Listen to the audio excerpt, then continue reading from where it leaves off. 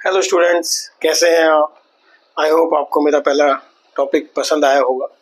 आज हम शुरुआत करेंगे ओम्स लॉ की। आपने 10th क्लास में ओम्स लॉ के बारे में पढ़ा होगा। बहुत डिटेल में दिया हुआ है because this is the fundamental law of electricity. तो मैं बात करता हूँ फंडामेंटल लॉ की। That means without Ohm's law electricity को मैं अज्यूम भी नहीं कर सकता हूँ, बिकॉज ओम्स लॉ एक बेसिक लॉ है जिसके बेस पे पूरा इलेक्ट्रिसिटी डिपेंड है। Let me explain what is Ohm's law, and then we will come for resistance, resistivity, and other other topics of today's class. Ohm's law states, since it's a fundamental law of electricity, it states that in a conductor, suppose there is a conductor, two ends of the conductors are connected with a battery, current is flowing, there is a potential difference, electrons are there as I informed in the last class, which will move towards the positive end of the battery. So Ohm's law states that the current passing through a conductor is directly proportional to the potential difference across the ends of the conductor. So that means current I is directly proportional to the potential difference, subject to the condition of temperature और material का जो condition होता है उस condition को ध्यान में रखते हुए कि वो कांस्टेंट हो, तभी ये लॉ सक्सेसफुल माना जाता है। और I can say V is directly proportional to I। इस डायरेक्टली प्रोपोर्शनल को मैं हटाना चाहूंगा तो हटाऊंगा तो मुझे यहाँ पे एक कांस्टेंट लगाना पड़ेगा, that is R। R is resistance, R is resistance. As its name suggest, resist, it resist, it obstruct the flow of the current, मतलब वो करंट को रोकने की कोशिश करता है। अगर ये कंपोनेंट नहीं होगा तो बहुत ज़्यादा करंट फ्लो करेगा, बहुत ज़्यादा पोटेंशियल के साथ, और मेरे सर्किट ब्रेक हो सकते हैं। अगर मैं एक इसका ग्राफ बनाऊं जो मेरा ओम्स लॉ ने दिया है, इसको VI ग्राफ बोलते हैं। यहाँ पे मेरी पोटेंशियल है और यहाँ मेरा करंट है। अगर मैं इस VI ग्राफ के साथ चलूं और इस इक्वेशन को यहाँ से देखूं तो अगर किसी O पॉइंट से मैं मेजर करूंगा इसको तो it will be a straight line two point A। वो एक स्ट्रेट लाइन बनाएगा। ये मेरा ओम्स लॉ का फंडा है। ठीक है, कोई डाउट नहीं? आपको कोई डाउट हो तो प्लीज कमेंट सेक्शन में डालिएगा, सो दैट मैं उस पर आपको आपके डाउट्स को क्लियर कर सकूं। नाउ अभी हम देखते हैं, जैसे एक एग्जांपल लेते हैं कि अगर मेरा ग्राफ, जैसे मैं इस इक्वेशन के थ्रू बात करूं तो V is equal to IR और I is equal to V by R, ये रिलेशनशिप तो हम बना सकते हैं। ठीक है, R is equal to V by I, ये रिलेशनशिप हम आपस में ऊपर नीचे कर सकते हैं, जो कि हमने भी पढ़ा है। अगर मान लो मेरे पास कोई ग्राफ है, ये मेरा VI ग्राफ है, सपोज मेरी यहाँ पे I है, ये V है। अगर मेरे दो पॉइंट्स हैं तो सपोज ये A है और ये B है। यहाँ पर B की जो रेजिस्टेंस है, इसको मैं ऐसे लिखूंगा कि ये मेरा V है। IV ग्राफ बना लेता हूँ इसको मैं, जिससे कि करंट की डायरेक्शन में दिखा सकूं। जो B है वो मेरा क्या है, हाई रेजिस्टेंस का है। क्यों? क्योंकि मेरा करंट कम है। करंट कम होगा तो रेजिस्टेंस क्या होगा, ज्यादा। इस रिलेशनशिप को देखेंगे तो मेरा यहाँ पे B का हाई रेजिस्टेंस है एज कंपेयर टू A। तो हमें इन रिलेशनशिप से पता लगेगा कि किस कंडक्टर में मेरा रेजिस्टेंस हाई है या लो है।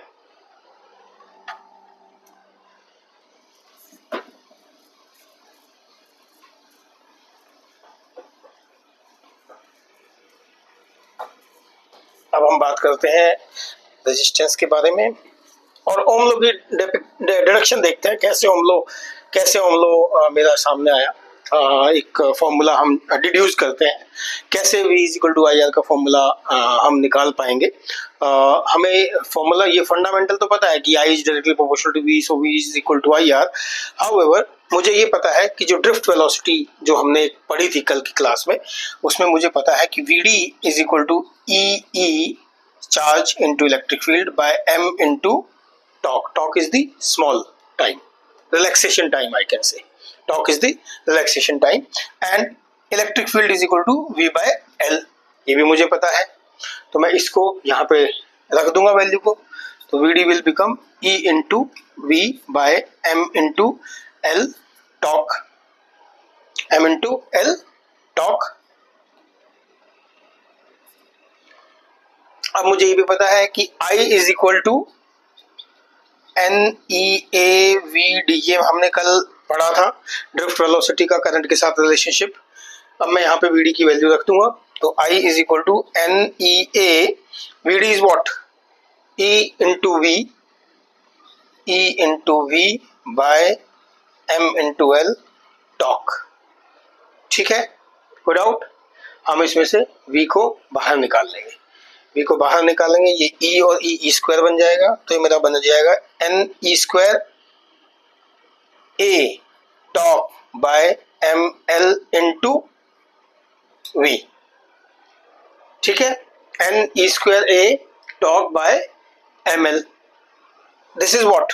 I can write V by I is equal to ML by NE square A torque, which is also equivalent to resistance.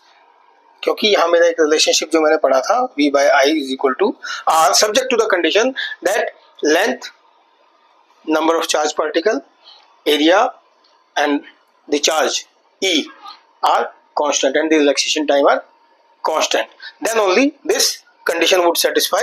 So I can write V by I is equal to R, and therefore V is equal to IR.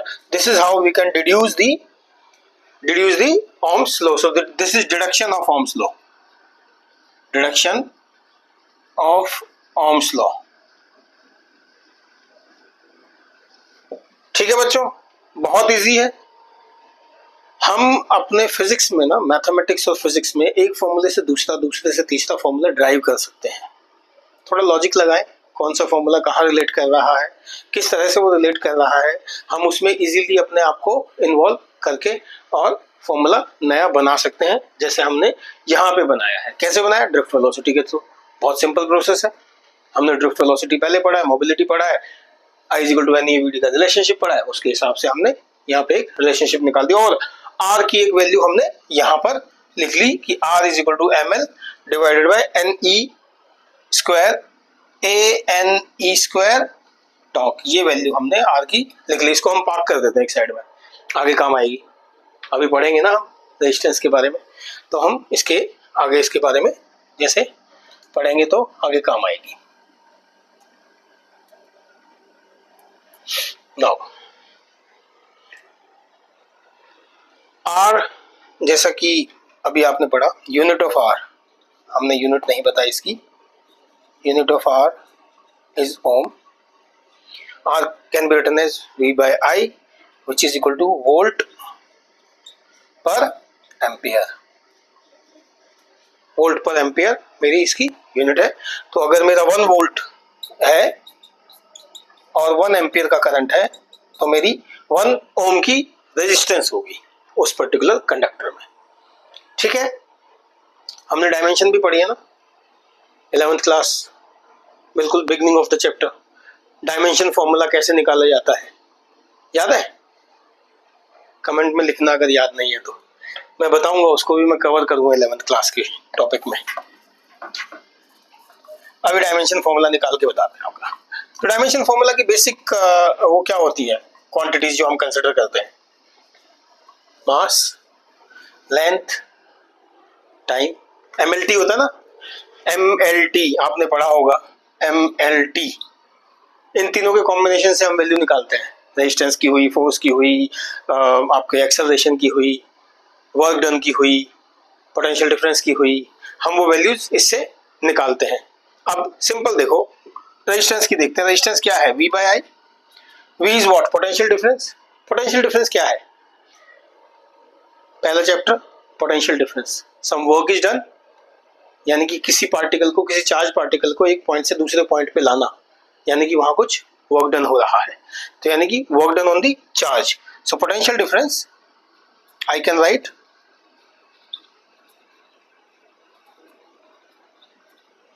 by current. Current is what? A into current का मुझे पता है, जिसको हम A से denote करते हैं. यहां पे मेरा हो गया work done by charge divided by current. इस फॉर्मूले को ऐसे डिड्यूस कर दिया, लिख दिया मैंने. वर्क डन क्या है मेरा? वर्क डन की फॉर्मूला है ना मेरा. So R is equal to M1 L2 T minus 2. ये तो हो गया मेरा वर्क डन का. चार्ज का क्या होता है? हमने क्या पढ़ा है? चार्ज के बारे में पढ़ा है ना. क्या पढ़ा है? Q is equal to IT पढ़ा है ना.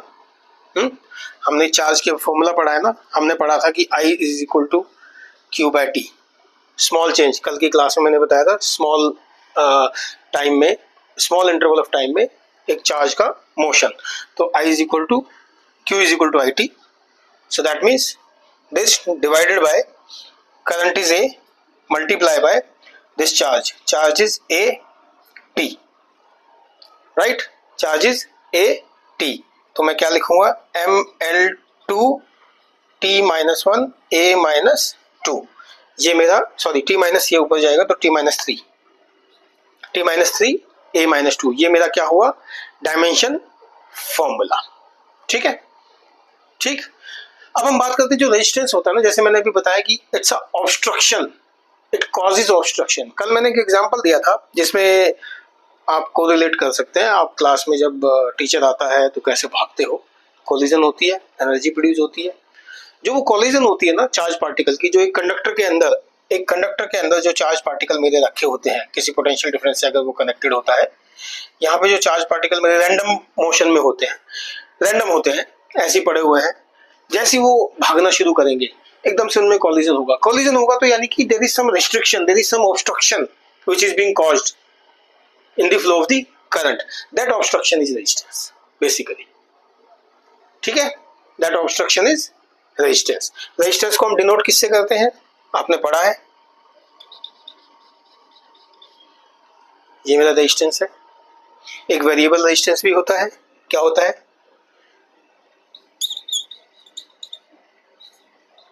याद है? वेरिएबल रेजिस्टेंस ऐसे भी डिनोट करते हैं और वेरिएबल रेजिस्टेंस को ऐसे भी डिनोट करते हैं. ठीक है. ये दो एंड है किसी भी वायर के या रेजिस्टेंस के जिससे कनेक्ट किए जाएंगे. 2 पॉइंट, 2 एंड है ये रेजिस्टेंस के. ठीक है बच्चों. नाउ रेजिस्टेंस, अब हम बात करते हैं रेजिस्टेंस के बारे में, थोड़ा और डिटेल में बात करते हैं. आपने पढ़ा है रेजिस्टेंस के बारे में 10th क्लास में, तो रेजिस्टेंस का पूरा ही वो एक चैप्टर बताया गया है. मैं सॉरी इसको मैं यहाँ दोबारा लिख देता हूँ. R is equal to ML by ANE square tau. ठीक है. 10th क्लास में आपने रेजिस्टेंस के बारे में खूब पढ़ा है. Resistance in series, resistance in parallel, कैसे मेरी रेजिस्टेंस सीरीज में निकाली जाती है, कैसे पैरेलल निकाली जाती है. बट रेजिस्टेंस एक ऐसा चीज है जो किसी चीज पर डिपेंड करता है. रेजिस्टेंस बेसिकली 3-4 चीजों पर डिपेंड करता है. जैसे नेचर ऑफ मटेरियल हो गया, लेंथ ऑफ द मटेरियल हो गया, area of the cross section of the conductor हो गया. तो अब मैं बता दूं आपको कि जो रेजिस्टेंस है that depend on the length, area and the nature of the material. जब मैं लेंथ और एरिया की बात करता हूं तो resistance is directly proportional to length and it is inversely proportional to the area of the cross section. ठीक है. resistance, so therefore I can write resistance is directly proportional to length of one area, or I can write resistance is equal to a constant quantity rho L by A. Rho is the resistivity. Rho is the resistivity of conductor. Rho is the resistivity of the conductor. Resistance, resistivity, थोड़ा name similar है तो easy रहेगा याद करने में. ठीक है. दोनों का कोरिलेशन है, दोनों का रिलेशनशिप है कि R is equal to rho L by A, और I can write rho is equal to R into A by L. अब इसकी यूनिट निकालो. क्या होगी यूनिट? रेजिस्टेंस की यूनिट क्या है? ओम। एरिया की यूनिट क्या है? बताओ क्या है एरिया की unit? Metre square. Metre square. और लेंथ की यूनिट क्या है? मीटर। मीटर से मीटर कट गया, तो ये आ गया ओम मीटर। अब हम रेजिस्टेंस को डिनोट किससे करते हैं? डिनोट किससे करोगे रेजिस्टेंस को? Denotation of R. हम क्या बनाते हैं? एक ये सिंबल बनाते हैं ना, क्या बोलते हैं इसको हम? क्योंकि ओम ने बता दिया है तो ये क्या बन गया? ओम। इसको ओम बोलते हैं। तो unit of resistivity is ohm metre. ये याद रखना हमेशा, ठीक है? सिंपल है, इजी है, कोई इसमें ज़्यादा टफ नहीं है जिसको आप याद करने में आपको दिक्कत होगा,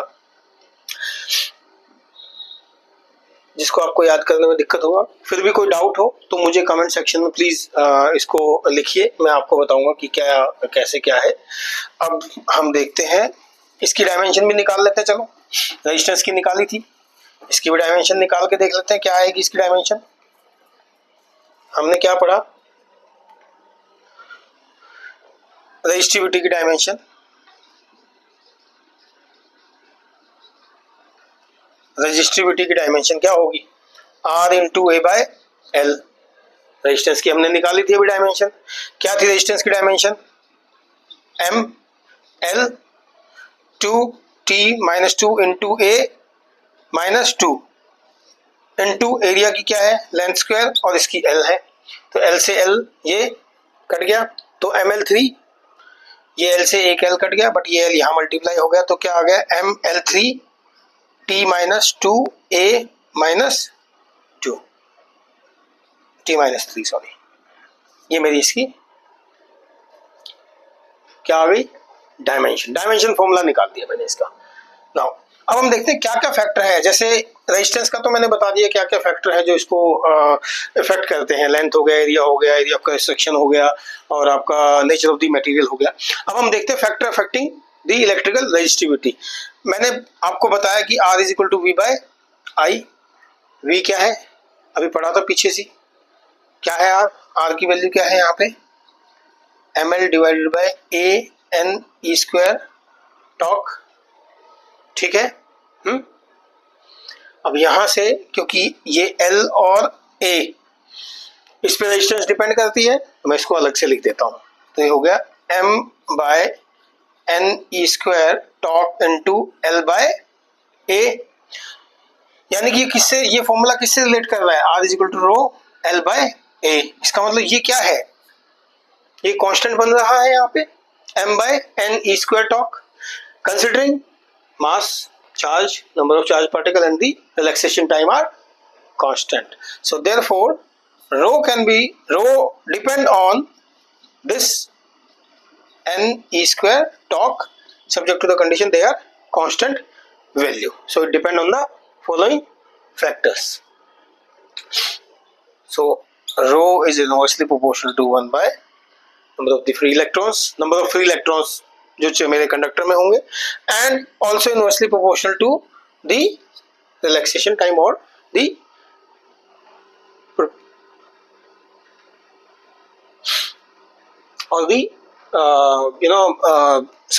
रिलैक्सेशन टाइम पे भी ये इनवर्सली प्रोपोर्शनल डिपेंड करेगा। देखो, डेरिवेशन को याद करने की ना एक तरीका होता है, और वो तरीका होता है आपस में इंटररिलेशन करना। आप जो पहला फॉर्मूला है उसी फॉर्मूले से नेक्स्ट फॉर्मूले को ड्राइव करने की कोशिश करो। जैसे मैंने अभी रेजिस्टेंस का फॉर्मूला निकाला, ऐसी रेजिस्टिविटी का फॉर्मूला रेजिस्टिविटी कहाँ से निकला? इधर से निकला। मैंने सिंपल आपको क्या याद रखना है कि मेरे फॉर्मूले में क्या क्या कंपोनेंट्स है जो कोरिलेट कर रहे हैं एक दूसरे के साथ, उस फॉर्मूले को आप अलग से लिख लो। जैसे मैंने यहाँ पे R का फॉर्मूला एक अपने उसके लिए रख लिया था, मुझे पता था कि यहाँ इस्तेमाल होगा, तो मैंने उसको यहाँ यूज किया और यहाँ पे रो की वैल्यू मैंने निकाल दी। अब ये जो इलेक्ट्रिकल रेजिस्टिविटी है, ठीक है, फॉर्मूला इसी तरह से याद रखने हैं, रटना नहीं है। रटोगे तो थोड़े समय के बाद भूल जाओगे। जितनी प्रैक्टिस करोगे ना फॉर्मूले को अपने हाथ से बनाने की, लिखने की, तैयार करने की इस फॉर्मूले को, उतना ही आपके लिए इजी रहेगा, ठीक है? अब जो इलेक्ट्रिकल रेजिस्टिविटी होती है वो मेरी जैसे कंडक्टर की है, सेमीकंडक्टर की है, इंसुलेटर्स आपने सुना है ना, नाम सुना है ना, नाम सुना है, जिसकी जिसकी इलेक्ट्रिकल कंडक्टिविटी ज्यादा होगी उसका क्या होगा, वो क्या होगा, इंसुलेटर्स, करंट को फ्लो ही नहीं करने देगा। जिसकी इलेक्ट्रिकल कंडक्टिविटी कम होगी दे आर कंडक्टर्स, और जो इन बिटवीन होंगे उनको हम सेमीकंडक्टर्स बोलते हैं। जैसे सिलिकॉन हो गया, जर्मेनियम हो गया, ये मेरे सेमीकंडक्टर्स हैं। इसके बारे में हम बाद में जब डिटेल जब मैं नेक्स्ट चैप्टर्स कराऊंगा तो उसमें मैं आपको पूरा पढ़ाऊंगा। जब मैं पीएन जंक्शन के बारे में आपको बताऊंगा लेटर आगे की क्लासेस में, तब मैं आपको इसके डायोड और पीएन जंक्शंस के बारे में मैं आपको लेके जाऊंगा, तब आपको मैं बताऊंगा। ठीक है जी। अब हम एक रिलेशनशिप पढ़ते हैं करंट डेंसिटी का। हम कंडक्टेंस और इलेक्ट्रिकल कंडक्टिविटी, इन तीनों चीजों को, तीनों टॉपिक्स को थोड़ा सा पढ़ लेते हैं। करंट डेंसिटी, थोड़ा सा ये फॉर्मूले आपको याद रखने होंगे जो आपके आईआईटी के लिए, आपके नीट के एग्जाम्स के लिए, और जो जेईई एग्जाम एडवांस है उसके लिए आप प्रिपेयर करेंगे। तो ये छोटे छोटे फॉर्मूले हैं जिसके बेसिस पे क्वेश्चंस आते हैं, और उसको आप फॉर्मूले को थोड़ा सा याद रखेंगे। याद रखने का तरीका है उसको बनाओ, उसको करो, रटना नहीं है प्लीज। ठीक है। Now for example this is a conductor, यहाँ से करंट फ्लो कर रहा है मेरा with the area of cross section. ठीक है। और मैं जब मेरा करंट यहाँ फ्लो कर रहा है तो करंट किस उससे जा रहा है, एक पर्टिकुलर एरिया में जा रहा है। तो करंट डेंसिटी, जिसको मैं डिनोट करूंगा करंट डेंसिटी। डेंसिटी क्या होती है, एक तरीके से डेंसिटी का एक फॉर्मूला होता है मास अपॉन वॉल्यूम, है ना। यानी कि mass is what, the current flows, volume is what, area. इस सिनेरियो में तो current density is denoted by J which is equal to current by area.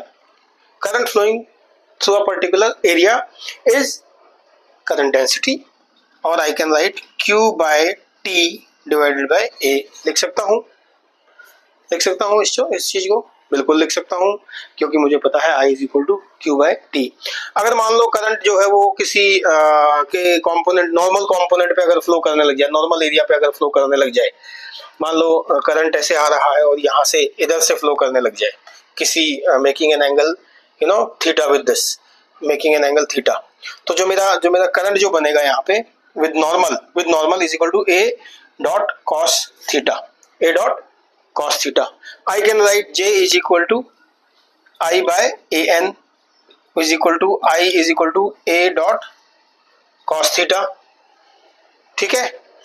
और I can write I is equal to J into A, J A cos theta। cos theta है, आपको पता है, theta है, तो यहाँ कैसे लिख सकते हैं हम, J dot A। Although they are vector quantity, however current is a scalar quantity. मैंने आपको बताया था लास्ट क्लास में बताया था, तो हम इसी चीज को कंसिडर करके चलेंगे। अब हम पढ़ते हैं, अब हम आते हैं करंट डेंसिटी और ड्रिफ्ट वेलोसिटी के बीच का एक रिलेशनशिप देखते हैं। मुझे पता है I is equal to NEA/VD, ये फॉर्मूला मुझे पता है। J is equal to I by A, यहाँ से A आएगा तो इसको क्या लिखूंगा, NEVD। इस फॉर्मूले को मैं ऐसे लिख सकता हूँ। और ऐसा यूनिट क्या होगी इसकी, ऐसा unit of current density J is what, ampere per metre square, ये इसकी यूनिट कहलाएगी। ठीक है, ग्रेट। अब हम पढ़ते हैं conductance. So conductance is the measure of ease with which charge flow with the conductor. So it is inverse of the resistance. Conductance, देखो conductance जैसा कि नाम बोल रहा है, conductance, conduct यानी कि conductors, और resistance क्या है, जो obstruct करता है flow of the charges को। ये क्या करता है, इसको हम G से denote करते हैं, and it is inversely proportional to the resistance। G is equal to 1 by R। ठीक। नाउ नेक्स्ट पॉइंट पढ़ते हैं हम, इलेक्ट्रिकल कंडक्टिविटी। बहुत सिंपल है, आपको बस ये फॉर्मूले याद रखने हैं और बहुत ही इजी फॉर्मूले हैं ये।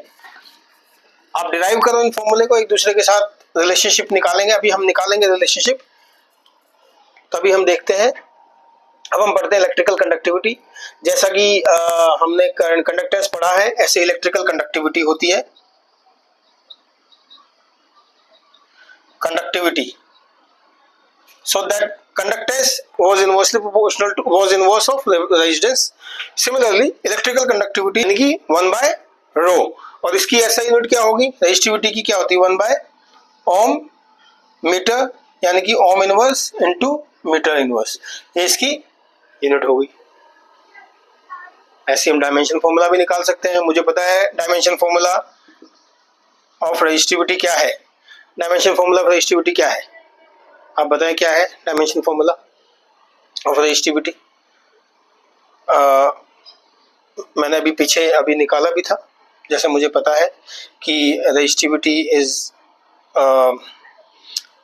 मैं इसको ऐसे लिखता हूँ, dimension formula of electrical conductivity, इसको सिग्मा से डिनोट करते हैं। इसको किससे डिनोट करेंगे, हम सिग्मा से डिनोट करेंगे। तो sigma is equal to 1 by electrical resistivity. Electrical resistivity का हम फॉर्मूला डालेंगे यहाँ पे, N E square tau by M, इसको हम सिंपल सा लिखेंगे L-3 इंटू ए टी का स्क्वायर इंटू टाइम, जो है tau is time, divided by M. तो इसका फॉर्मूला मेरा आ जाएगा M-1 L-3 इंटू A2T3, ये मेरा फॉर्मूला आपको याद रखना है। Now it depend on the same nature of material, temperature of the conductor. अब हम एक रिलेशनशिप पढ़ते हैं, करंट डेंसिटी, इलेक्ट्रिकल कंडक्टिविटी और इलेक्ट्रिक फील्ड का रिलेशनशिप पढ़ते हैं हम। उसके बाद फिर हम नेक्स्ट क्लास में आपको इसके आगे के टॉपिक्स समझाएंगे। रिलेशनशिप बिटवीन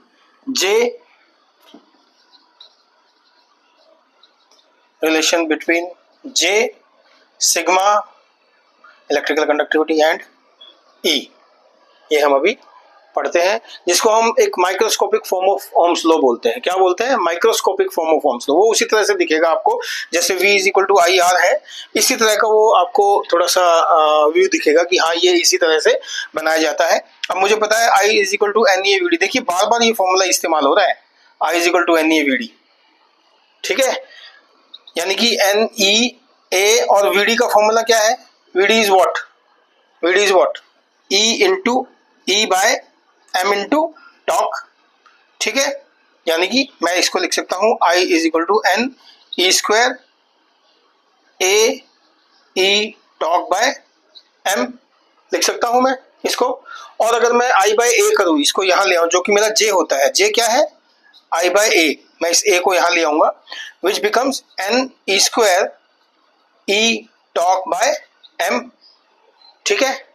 और मुझे ये पता है कि जो रो है, यानी कि जो मेरी इलेक्ट्रिकल कंडक्टिविटी है, उसका फॉर्मूला है m by N E square tau, ठीक है।